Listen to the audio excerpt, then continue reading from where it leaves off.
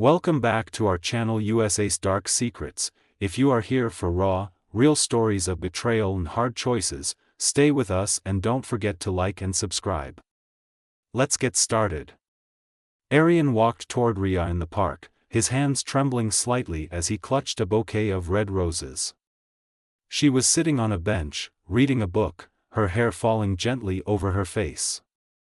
He stopped in front of her, clearing his throat. "Rhea," he said, his voice soft but steady. She looked up, surprised but smiling. "Arian? What's this?" He handed her the flowers, his heart pounding. "I just wanted to tell you. I love you. I've loved you for a long time. Will you be mine?" Rhea's cheeks flushed as she took the flowers, inhaling their scent. Her lips curved into a warm smile. "Yes, Arian. I will."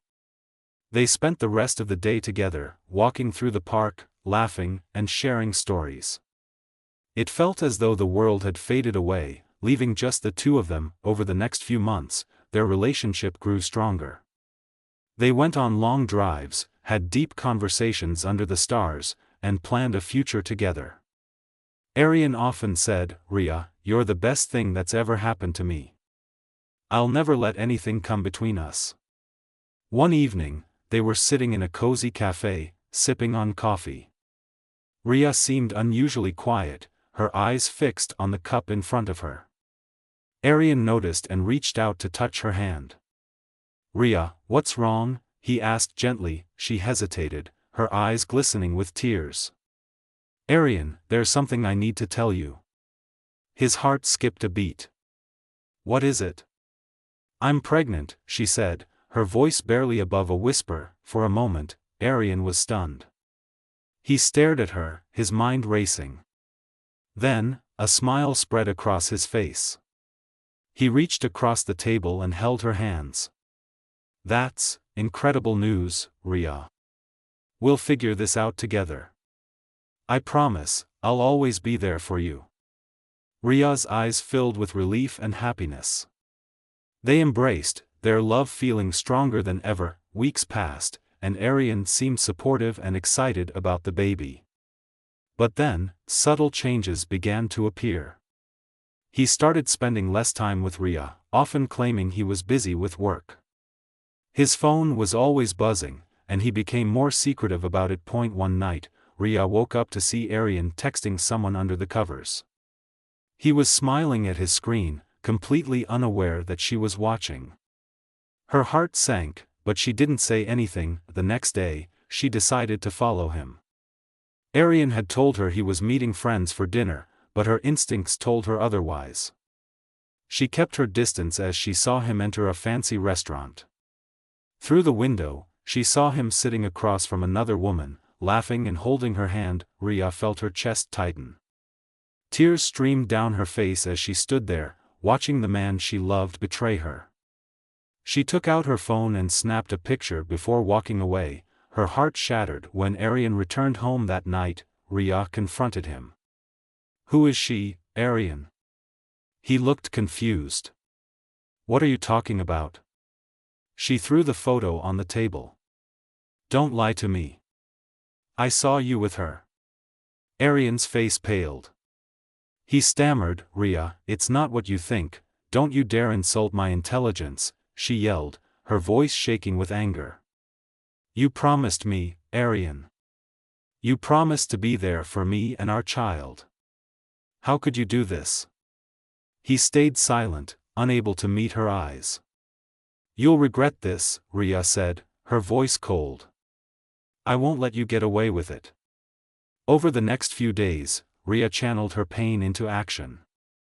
She collected screenshots of Arian's messages, pictures of him with the other woman, and even audio recordings of his lies.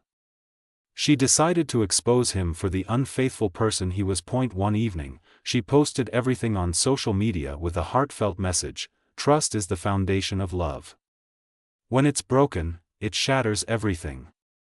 To anyone who's been betrayed, you are stronger than you think. Don't let anyone dim your light." The post went viral, and Arian's friends and family were quick to confront him.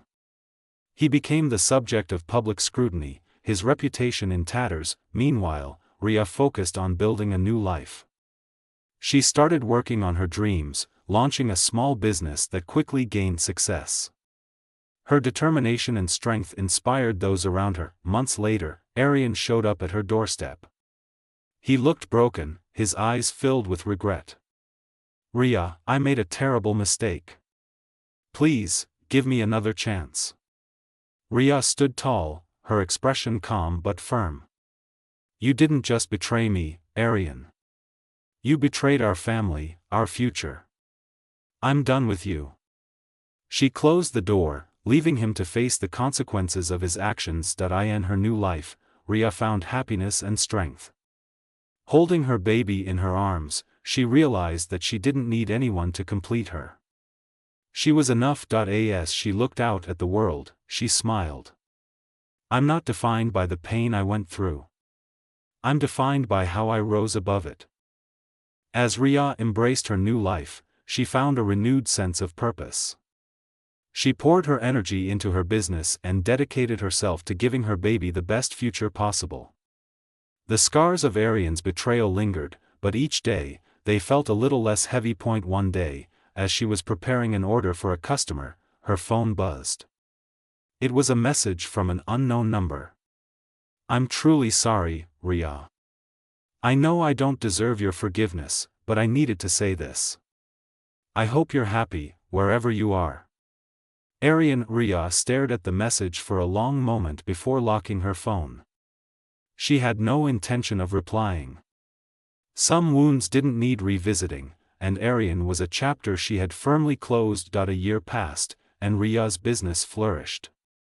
She became a well-known entrepreneur in her city, even receiving recognition at local events.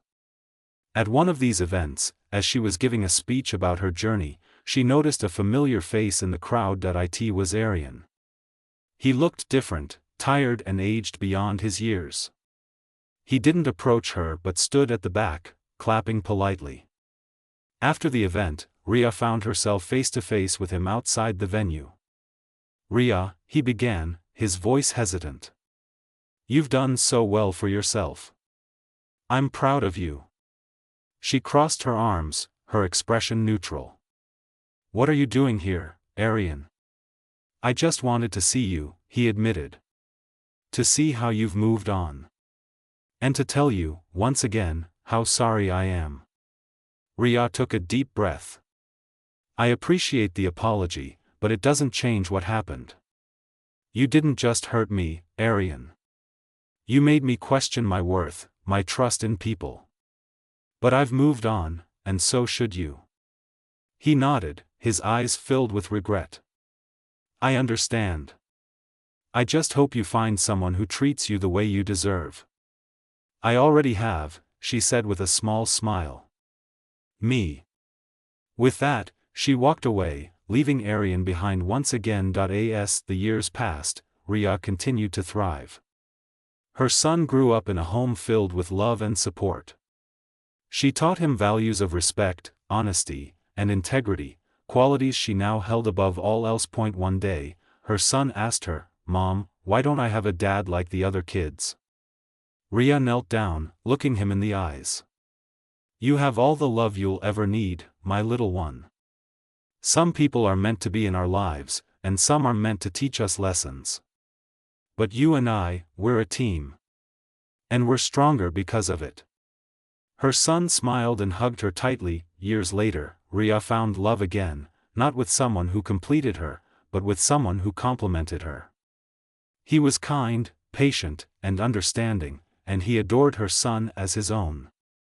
Ria took her time, ensuring that this time, she was with someone who truly valued her. When she walked down the aisle on her wedding day, holding her son's hand, she felt a peace she had never known before. Her journey had been filled with pain, but it had also led her to a place of healing, growth, and happiness. Arian, somewhere far away, heard about Ria's wedding through mutual friends. He smiled sadly, knowing he had lost something irreplaceable. But Ria? She no longer thought of him. Her heart was full, her life complete, and her story one of resilience and triumph. And in the end, Rhea proved that strength isn't in avoiding pain but in rising above it, finding happiness, and building a life worth living. As Rhea settled into her new life with her husband and son, she felt an inner peace she hadn't experienced in years.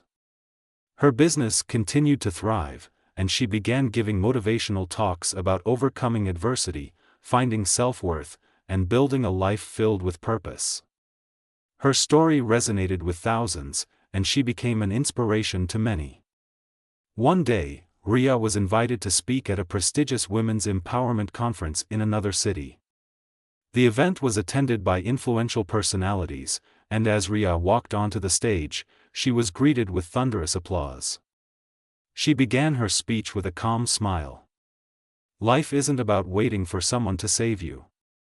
It's about saving yourself, about standing up even when the world knocks you down. Her speech was met with a standing ovation. Afterward, as she mingled with the attendees, a familiar voice stopped her in her tracks. "Rhea, you've become even more incredible than I ever imagined." She turned to see Arian standing a few feet away. He looked different, not just older, but humbled. His posture was reserved, and his eyes held a mixture of admiration and guilt. "Arian," she said, her tone neutral but composed. "What are you doing here?" "I've been following your journey," he admitted. "Not in a creepy way, I promise. But your story, it's inspiring, Rhea. You've helped so many people, including me." Rhea raised an eyebrow. "You?" Arian nodded. "After everything that happened, I fell apart. I lost friends, respect, and my own sense of self. For a long time, I blamed the world, but then I realized I was the problem. Your strength, your ability to rise above what I did, it made me want to change." Rhea's expression softened slightly, but she kept her distance. "It's good that you've learned something, Arian. But that chapter of my life is closed. I've moved on." "I know," he said quickly. "I don't want anything from you. I just wanted to say thank you. For being the person who made me realize what kind of man I want to be." Rhea nodded, her voice calm but firm. "I'm glad you found clarity. But remember, Arian, growth means more than just admitting your mistakes. It's about living a life that reflects your change." Arian smiled faintly. "You're right, as always. I hope you continue to shine, Rhea." With that, he walked away, leaving Rhea to her thoughts.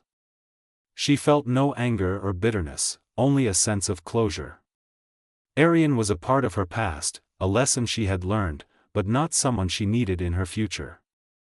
Back at home, Rhea shared the encounter with her husband, who listened with understanding and reassurance. "You've come so far, Rhea," he said, holding her hand. "And no one can take that away from you." Years passed, and Rhea's son grew into a kind and confident young man.